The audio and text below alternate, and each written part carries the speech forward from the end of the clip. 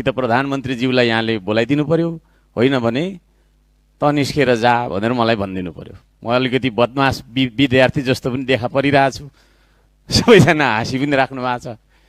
यो दुईटा मध्ये यहाँले कुन चाहिँ नियम आज लागू गर्नुहुन्छ?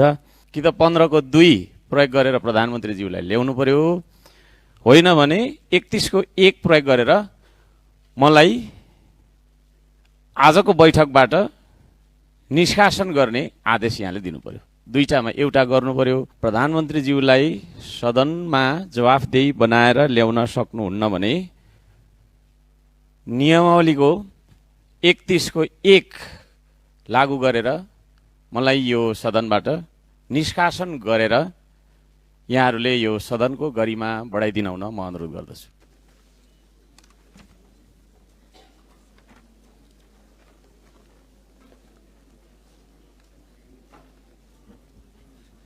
मान्य सदस्य हर्कराज राई, के विषय हो? यहाँले छोटोमा आफ्नो कुरा राख्नुहोस्, माइक दिनुहोस्।